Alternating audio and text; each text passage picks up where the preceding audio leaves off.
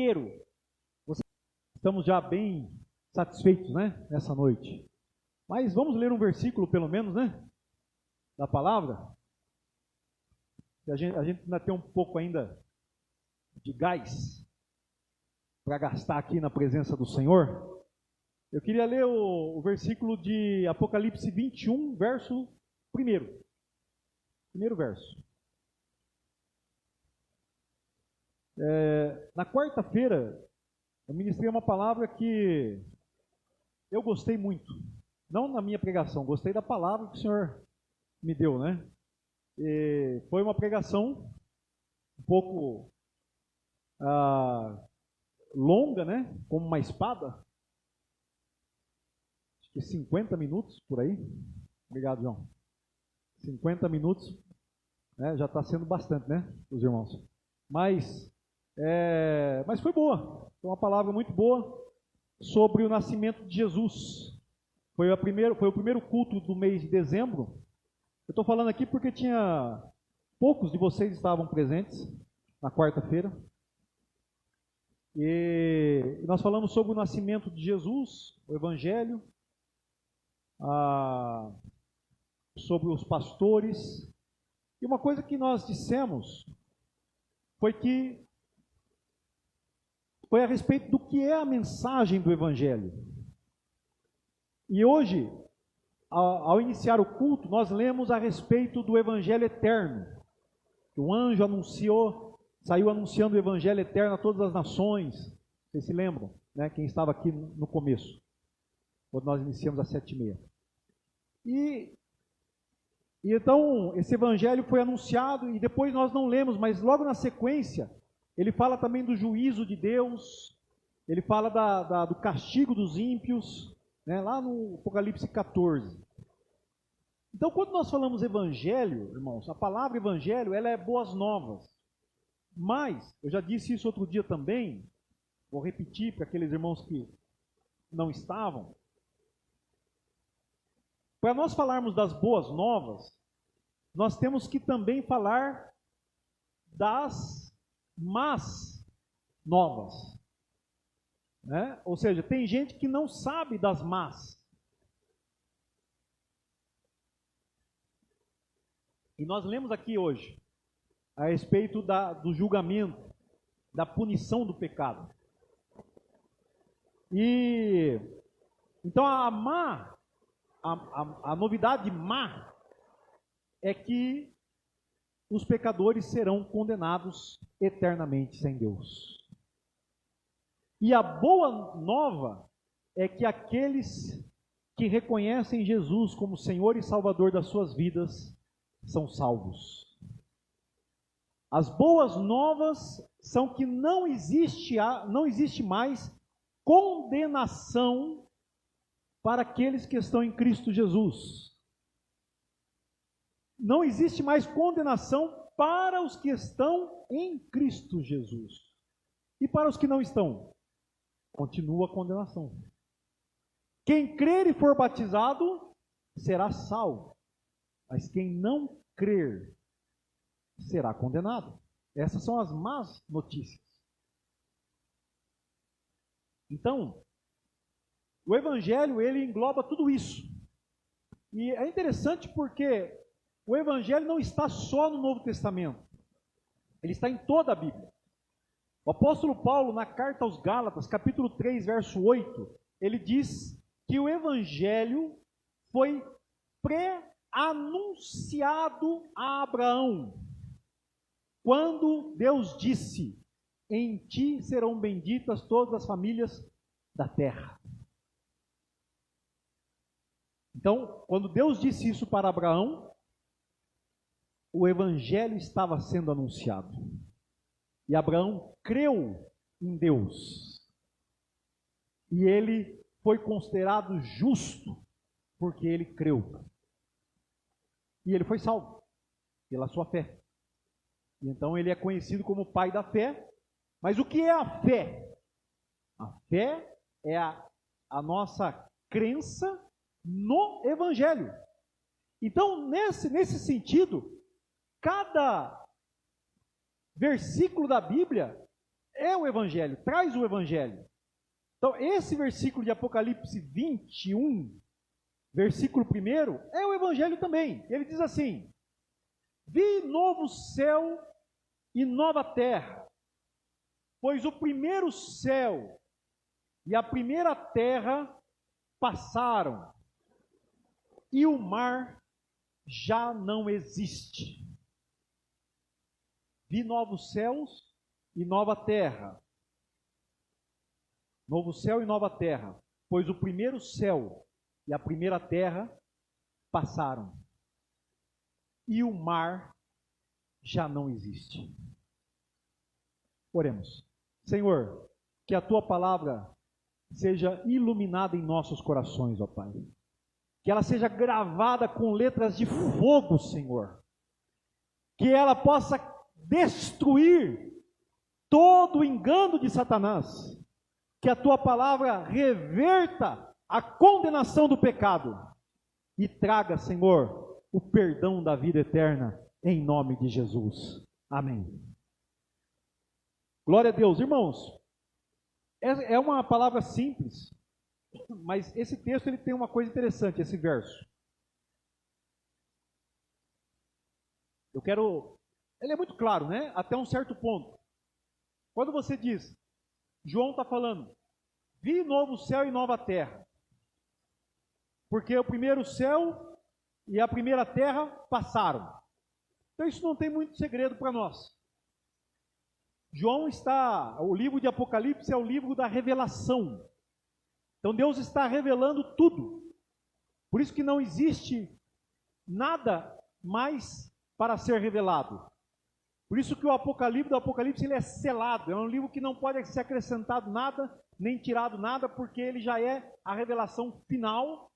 E ele desvenda, né, ele descortina para nós o final da história. Então aqui é o final da história. É o final da história de Deus. É o final da minha história. É o final da tua história. Aqui é o final da história de todo mundo. Daqueles que creem no Evangelho e daqueles que não creem. Esse é o final da história.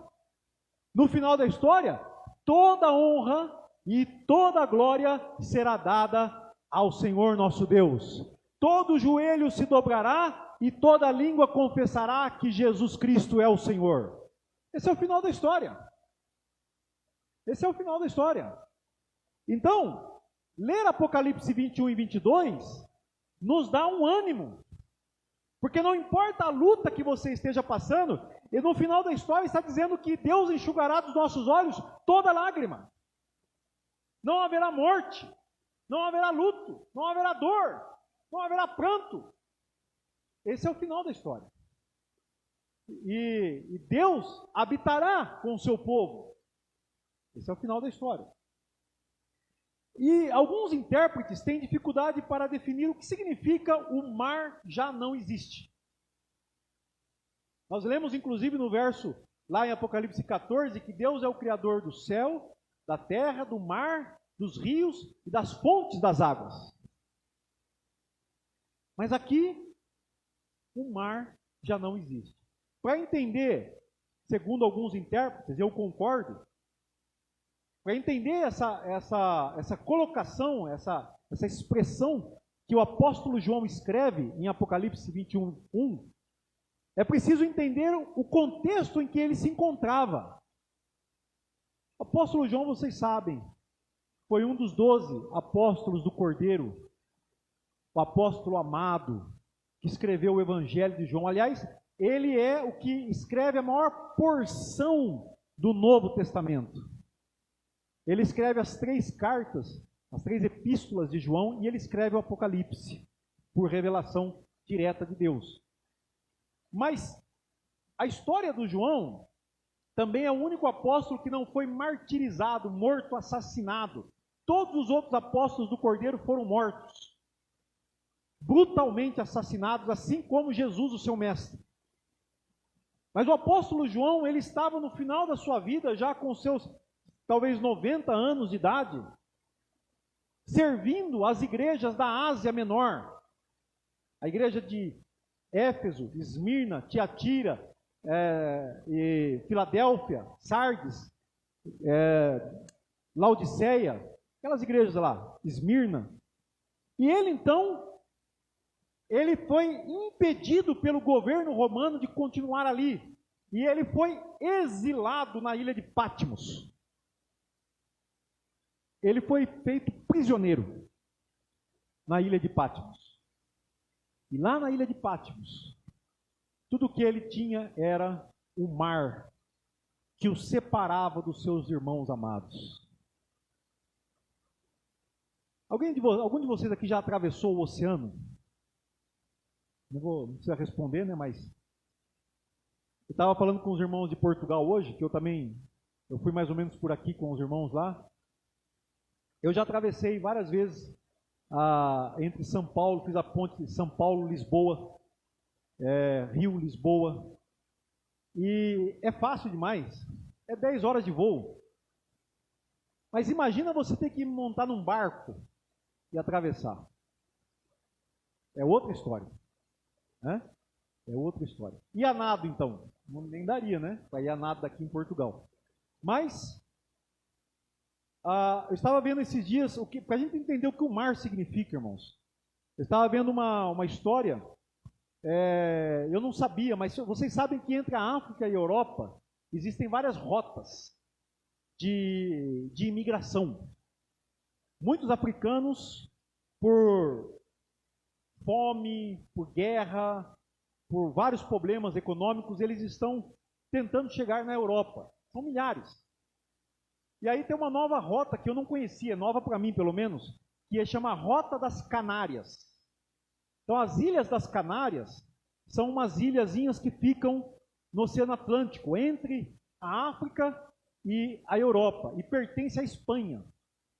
Então, muitos barquinhos, são canoas de madeira, que saem da África com imigrantes, eles vão para as Canárias.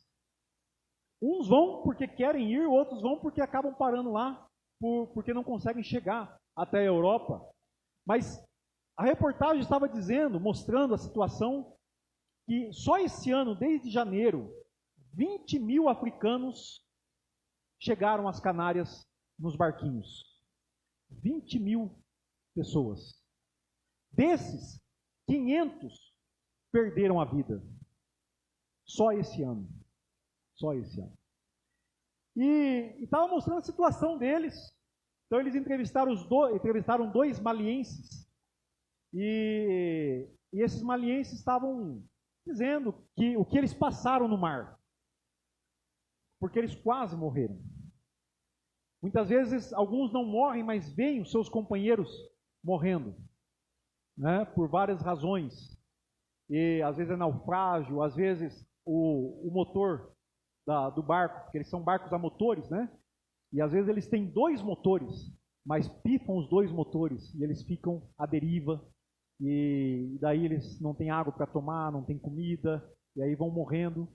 Então, esses 2 moços, 2 jovenzinhos, estavam dizendo, eu estou falando jovenzinho porque o mês que vem eu faço 50, né? Então eu estou me dando, pegar essa meninada de 20 e poucos anos, de 25 anos, já falo menininho, né? Rapazinhos e tal, jovenzinhos. E eles estavam traumatizados, dizendo, olha, pode me pedir o que for, mas não me peça para entrar no mar de novo que eu não entro. Traumatizou, né? Um negócio terrível. E aí eles estavam dizendo lá que eles podem até pedir asilo político à Espanha, porque o país deles está em guerra. O Mali está em guerra, o Mali, né, está em guerra, vários países da África estão em guerra. Tem uma guerra atroz agora, gerando fome de novo na Etiópia, numa região que se chama Tigre. É terrível. Né? Então é o apocalipse, irmãos. Para quem está vivendo o apocalipse da pandemia aqui no Brasil, né, é uma novidade para você. O apocalipse já acontece há muito tempo para muita gente no mundo. Né? E o mar, né, voltando aqui ao assunto do mar, eu fiquei vendo a situação deles, eles são colocados em hotéis que estão vazios, e a moça de uma organização humanitária, de uma ONG, dizendo, olha, se eles tomam banho uma vez por semana é porque dá sorte. Né? Então, às vezes não come direito, não tem um bom, não tem nenhum conforto. Né? Os hotéis são bonitos, mas eles não têm o serviço da hotelaria, se é que vocês estão me entendendo. Né? Eles só estão alojados ali, um montão de gente, esperando uma decisão do governo, se manda eles de volta para a África, ou se aceita eles no continente europeu. E, enfim, a saudade da família que ficou na África, o medo de voltar com as mãos vazias para a África, ainda o desejo de enfrentar a Europa para conseguir alguma coisa na vida, e uma mudança na vida, enfim. Então nós trabalhamos diretamente com essas pessoas, a gente conhece muito bem o contexto. Então quando eu ouço eles falando, né, a reportagem foi feita em francês, e pela cara, né, porque eles não deram os nomes, os sobrenomes dos rapazes, mas pelo rosto, eu presumo que quase certamente eles são fulanes, né, que estão aí nessa diáspora, se espalhando pelo mundo através do mar. Mas o que Deus está fazendo em tudo isso? Né? Quando João escreveu isso, então o mar já não existe, é porque ele está vendo que no dia que houver novo céu e nova terra, já não haverá mais separação entre nós. A comunhão será eterna e será plena. Amém, irmãos? Estaremos para sempre com o Senhor. É o que diz a palavra. E estaremos para sempre uns com os outros. Né? Então, os que na ceia do Senhor aqui a gente lembra, né, que nós vamos estar juntos, irmãos, pela eternidade. Hoje dá para você, às vezes tem gente que gosta de ficar longe, né, gosta de ficar distante. Mas lá no céu a gente vai estar junto mesmo. Né? E vamos ter uma vida bem unida lá no céu, né? Então, não sei se eu estou desestimulando alguém para ir para lá, né? No sentido de falar, bom, então acho que eu não sei se eu quero ir, né? Mas João, ele queria muito estar com os seus irmãos do continente, mas ele estava numa ilha, isolado, ele estava vivendo o isolamento, não do Covid, né? Mas o isolamento do governo romano contra a igreja do Senhor Jesus. E tudo isso eles sofreram por causa do Evangelho. Por causa do Evangelho. Então, o livro do Apocalipse é um livro escrito para consolar a igreja de que os impérios do mundo, os poderosos deste mundo, eles serão julgados. E Deus reinará para sempre. Jesus reinará. E Jesus vai vingar o sangue dos mártires. Porque o Império Romano, já nessa altura do campeonato, nessa altura da história, perto do ano 100, ele estava matando os cristãos, derramando sangue dos cristãos. Então, esse contexto é importante para a gente entender o preço que o Evangelho estava custando para esses irmãos. Nós muitas vezes não temos ideia do preço que muitos irmãos pagaram no passado e têm pago até hoje por causa do Evangelho. A preciosidade que é o Evangelho. Quando nós, muitas vezes, não pegamos a Bíblia para ler nem um dia da semana, e tem irmãos que dariam tudo para ter uma página de uma Bíblia para ler, por isso é que eles memorizam os textos bíblicos para poder se alimentar da palavra de Deus. Eles, quando pegam o texto bíblico, eles vão memorizar isso. Então, o preço que o Evangelho tem é muito alto. É um preço enorme. Jesus disse, de graça recebestes, de graça dai. E ele está falando dar o quê? O que é que nós podemos dar para o mundo? O que é que eu posso dar para os meus filhos? De mais precioso do que o Evangelho. O que é que eu posso abençoar os meus vizinhos, os meus amigos? Do que, mais precioso do que o Evangelho. Então, irmãos, às vezes nós pagamos preços pequenos, né? Quando eu penso no mar, eu penso também no meu filho Daniel, que se casou agora no mês de julho, eu não pude estar. Não só por causa do mar que nos separa. Eu queria dar um abraço na minha nora, né, na Madison. Queria dar um abraço no meu filho Daniel, mas não pude, porque há um mar que nos separa. E também o Trump decretou que ninguém aqui do Brasil pode entrar lá nos Estados Unidos com menos de 14 dias que tenha passado pelo Brasil. Nenhum estrangeiro entra nos Estados Unidos se não cumprir, se tiver passado pelo Brasil. Enfim, essa foi a lei que ele baixou lá e a gente não pode estar junto. Mas eu me lembro quando cheguei com meus filhos a primeira noite na África. É importante dizer que hoje até essa região está melhor, né? Mas quando nós chegamos em Dakar, Dakar é o ponto mais ocidental da África, né? É como um biquinho que faz ali. Quando você olha o mapa da África, você vê um biquinho ali. Quando nós chegamos ali, era de noite, era dia 1º de janeiro de 2009. Os irmãos se lembram que nós despedimos de vocês aqui em 8 de dezembro de 2008. Mas você fala, por que demorou tanto para chegar? Porque nós passamos pela Espanha, nós tínhamos que nos apresentar à missão, que fica em Granada, na Espanha, mas também porque o voo no dia 1º de janeiro é mais barato. O pessoal não gosta de viajar 24 de dezembro, 1º de janeiro, então esses voos costumam ser mais baratos, né? Mais em conta. Então me lembro muito bem que nós chegamos nesse dia, já de noite, chegamos à noite, e uns irmãos pegaram a gente com o carro no aeroporto e nos levaram para a cidade de Thiès, a 70 quilômetros, em torno de 2 horas de viagem até Thiès, tudo escuro, né? Meus filhos olhavam assim, né?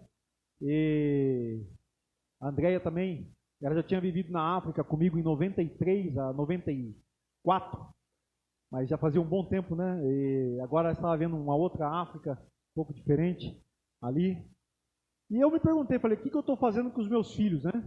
Eu tinha ido lá em 2007, mas agora com as crianças, né? Um menino de 12 anos, outro de 11, e eu pensando, meu Deus, onde que eu amarrei o meu jeguinho, né? Onde que eu vim parar? E quando você chega com a família, né? Você tem algumas preocupações.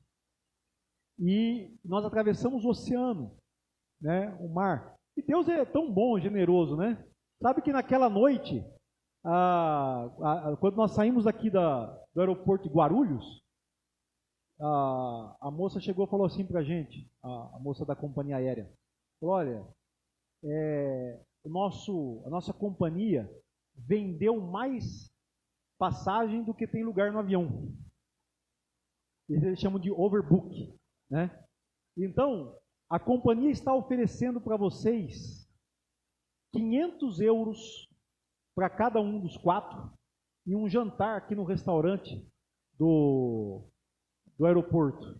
E vocês vão ter que esperar 3 horas de atraso para o próximo voo. Eu falei, está fechado, irmão. Está fechado. 2.000 euros. Olha, da onde é que Deus vai suprindo, muitas vezes, a necessidade do missionário. Negócio fechado. 3 horas só. Sem problema. Ficamos lá 3 horas, jantamos no restaurante do aeroporto e 3 horas depois embarcamos. Né? E eles deram para nós um papelzinho. Quando chegou lá na Espanha, em Madrid, fomos lá e pegamos o dinheiro. Né? E foi uma bênção porque ajudou a gente a passar aquele período também ali na Espanha, algumas viagens que nós tivemos que fazer, até esperar o próximo voo. Né? E foi uma bênção mesmo. E Deus vai cuidando. E hoje, depois, nós tínhamos cruzado o mar, estávamos do outro lado. Os irmãos sabem como é difícil deixar a igreja, deixar os irmãos, deixar parte da sua família. Né? Aí depois, passado alguns anos, tive que mandar o Samuel para continuar os estudos lá nos Estados Unidos. E é interessante porque Deus foi trabalhando, preparando tudo. Tudo. Me lembro até hoje quando eu fui bater na casa de um missionário, porque tinha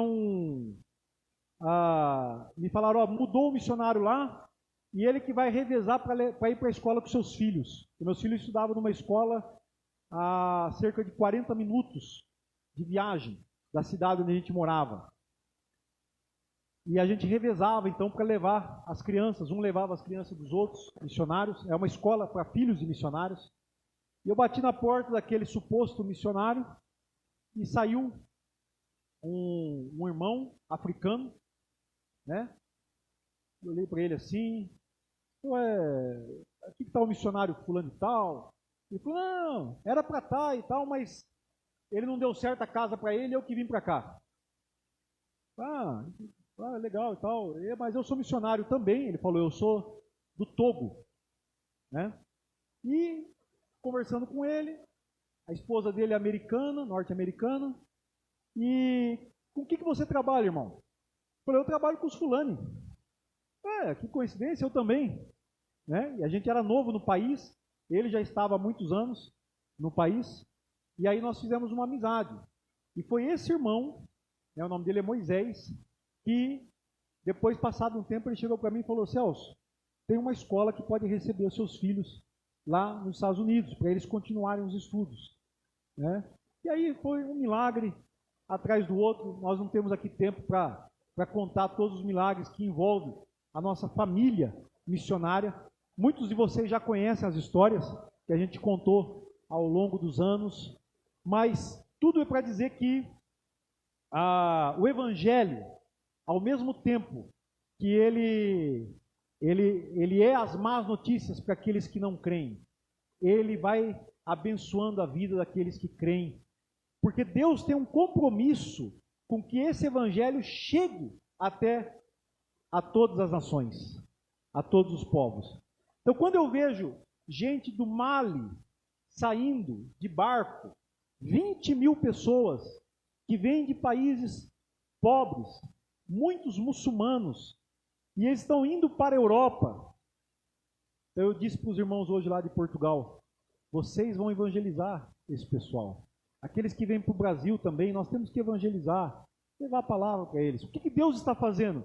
Deus está mexendo, movendo as pessoas de um lado para o outro no mundo. Nunca na história da humanidade o número de imigrantes e de refugiados foi tão grande como agora. Nunca. O número é enorme. Então nós sabemos que Deus ele trabalha dessa forma, para que o Evangelho seja anunciado a todos os povos, a todas as línguas, todas as nações. Deus quer que essas pessoas tenham a oportunidade de ouvir o Evangelho, que é o único meio de salvação que existe. Não há outro meio de salvação. Por isso, então, irmãos, para concluir, nós que estamos aqui, no chamado mundo livre, mundo cristão, né? Tem uma igreja em cada esquina, versões da Bíblia para todos os gostos, ministérios, né? Vários ministérios, irmãos, você tromba com um irmão aqui, tromba com outro irmão ali, né? Tudo, nós somos um corpo em Cristo, nós precisamos dar valor ao que nós temos, precisamos dar valor, e precisamos então simplesmente fazer aquilo que Deus está nos mandando fazer. O que é? Para concluir então esse verso eu gosto de ler, o verso 17 do capítulo 22 de Apocalipse ainda. O Espírito e a noiva dizem vem, aquele que ouve diga vem, aquele que tem sede venha, e quem quiser receba de graça a água da vida. Então, valorizar o Evangelho é o que nós precisamos. E como é que nós fazemos isso? Estudando a palavra, memorizando a palavra, participando realmente com a igreja, uns com os outros, fazendo a nossa parte no corpo. Nós precisamos, irmãos, concentrar nossa energia naquilo que é importante. O que é importante aqui, irmãos? Aqui na igreja, aqui no nosso convívio. Isso aqui é importante. Amém? O Evangelho. É por ele que nós vivemos. É sobre o Evangelho que nós oramos. É o Evangelho que ilumina o nosso entendimento. Então nós temos que encontrar as formas mais variadas de nos aprofundar no Evangelho, de comer desse Evangelho e de praticar o Evangelho falando dele. O Espírito e a noiva dizem vem. Então, o Espírito testifica do Evangelho. A noiva, que é a igreja, testifica do Evangelho. Ela fala do Evangelho. Ela vive pelo Evangelho. E ela convida por causa do Evangelho. O convite só é possível para dizer: quem quiser, quem tem sede, venha e beba da água da vida, de graça. Porque Jesus já pagou o preço. Nós cantamos um cântico aqui hoje que diz: jamais saberei o preço dos meus pecados pagos lá na cruz. Amém? Esse é o preço do Evangelho. E nós participamos dele. Vamos orar? Senhor, obrigado, ó Pai, pela Tua palavra, que é o verdadeiro Evangelho. Obrigado porque esta palavra, Senhor, ela não nos deixa confundidos. Ela é tão clara, clara como o cristal. E nós que recebemos do Teu Evangelho, recebemos da Tua salvação, só nos resta agora, Senhor, passar para frente, falar aos outros, nos alimentar diariamente do Teu Evangelho, não perder um só momento das nossas vidas para nos enchermos com a Tua palavra, Senhor, porque é ela que vai nos dar o ânimo, é ela que vai nos encorajar, é a palavra que vai nos dar a força que nós precisamos para não cair nas mentiras do inimigo, nas mentiras de Satanás. É a Tua palavra, Senhor, que é a verdade. É a Tua palavra, Senhor, que é o nosso escudo. É a Tua palavra que é a nossa couraça. É a Tua palavra, Senhor, que é o nosso capacete da salvação. O Evangelho eterno, o Evangelho do reino, o Evangelho de Jesus Cristo, o Evangelho da nossa salvação.